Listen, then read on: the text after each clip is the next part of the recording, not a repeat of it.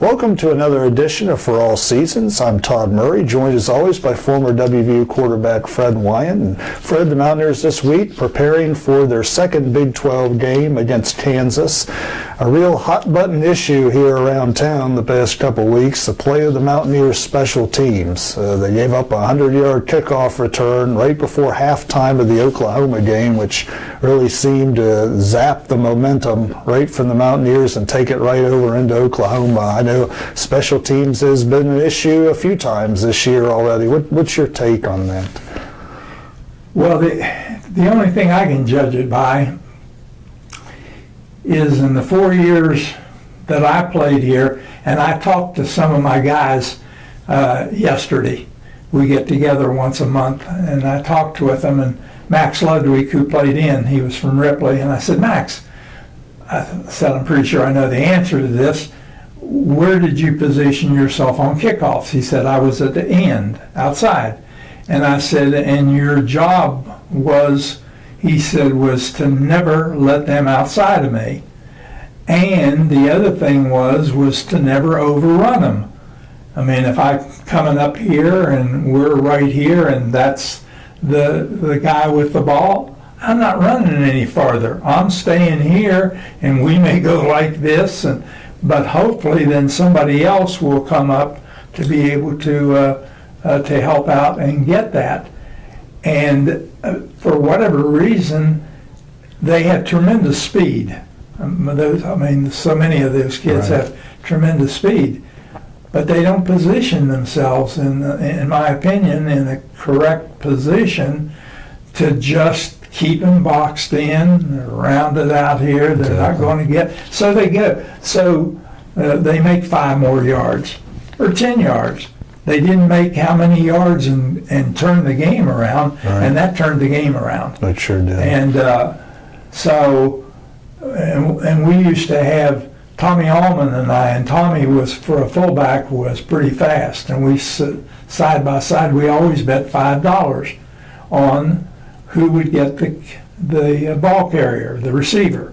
I don't think either one of us ever won the $5 because we were, but they never ran a touchdown back on us, and the only touchdown that was ever run back on us in 4 years was Penn State, and Lenny Moore ran a punt back, and we beat him 21-7 here. But that was the only one in 4 years that anybody ever ran back. So their positioning, for whatever reason, is, let's go back to Sandlot again. Even the Sandlot kids, they know, don't run past him, get him in front of you, and then, you may jiggle around a little bit like we, when we were used to playing Sandlot. Sure. But they don't do that. I mean, they fly and, and they show their speed, and speed hurts them in a case like this. Well, it's just something they've got to get corrected quickly. Other Big 12 teams are taking a look at these tapes and plotting their return games, and that's what the coaches are being paid the big money to do, is correct this. And being paid big money to do. It's not funny, but you just sit there and think. It's like last year in basketball season, I said, I can still play basketball for Bobby Huggins. And they said, what are you talking about? You can't play on a level like that. You're 79 years old or 80 years old. I said, hey, I can shoot 0 for 11. And that's what we're talking about here. Right. I can go down there. I may be slow, but I'm going to be in front of, that guy's going to be right here. So my fellow players can come over and get them. Right. Yeah. And they don't do it. I don't know whether they try to be too fancy or they try to match up the punt returns and kickoff returns with the salary of $500,000.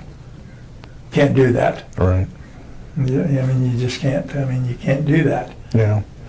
And with the Jayhawks coming in here, there's been a lot of talk of the game a year ago when Kansas, snapped a lengthy Big 12 losing streak, and they believe that was the game that pretty much knocked WVU out of bowl contention.